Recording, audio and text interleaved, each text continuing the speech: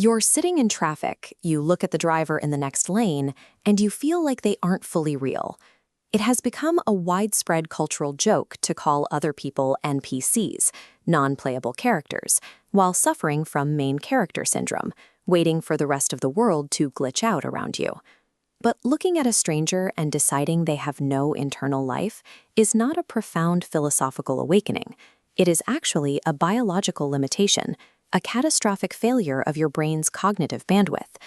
Psychiatrist Iain McGilchrist describes our brain's left hemisphere as the emissary.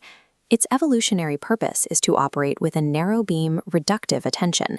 It scans the complex environment and slices it into discrete, manageable parts meant strictly for utilitarian manipulation. Labeling someone an NPC is simply the left brain admitting it lacks the processing power to render a complex human. To survive the cognitive load, it forcibly compresses them into a flat, two-dimensional tool.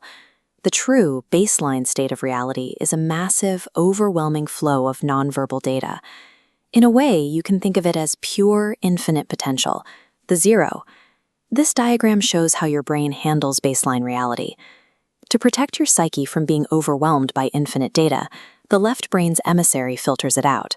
It takes that chaotic, flowing wave and violently funnels it into a sterile, rigid grid of isolated categories.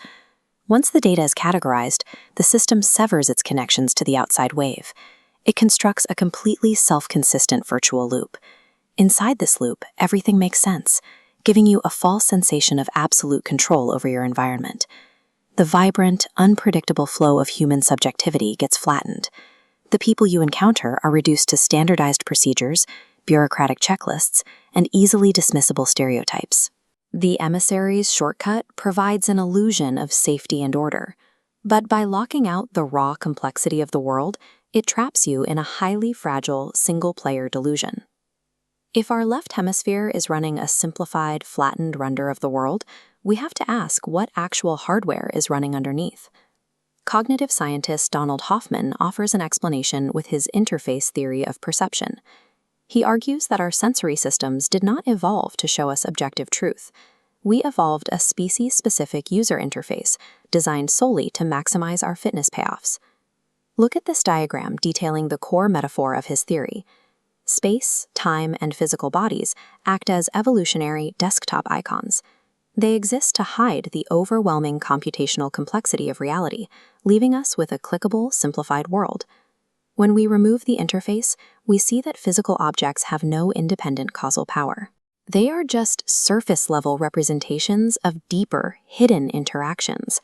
Relying entirely on our physical senses to understand our place in the universe is like confusing a computer's folder icon for the actual microchips inside the machine.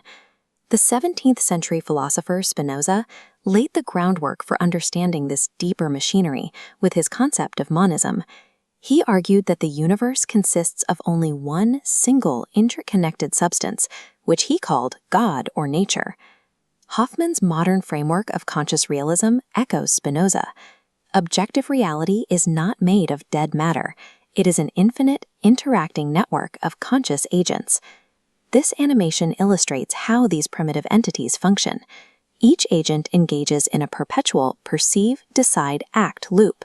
They constantly fire data back and forth, where the actions of one agent directly become the perceptions of another. This continuous exchange of data produces a mathematical paradox. The combination of two systems creates a third reality that belongs to neither. This is emergent meaning, a complex layer of information that exists only in the space between agents. Our physical world is the result of this shared observation. What we perceive as a solid city block is actually a stable, high-density signal generated by a million overlapping agent interactions. Matter and space are the consensus reality formed when billions of agents perceive and react to one another simultaneously. You are not wandering through a solitary sandbox. Reality is an actively co-created, multiplayer field where the actions of a single node instantly affect the entire structure. We navigate two distinct layers of existence. There is the zero, the profound stillness and pure potential of the network, and there is the one, the articulated physical matter that manifests from it. It is tempting to pursue static peace by isolating yourself from the complexity of this network. But cutting yourself off to avoid chaos inevitably leads to stagnation.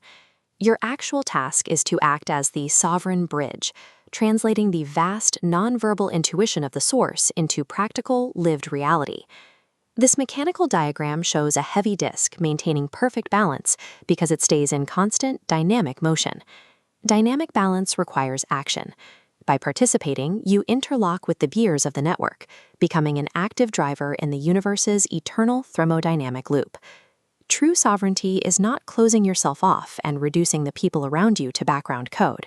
It is accepting your responsibility to consciously render and co-create our shared reality.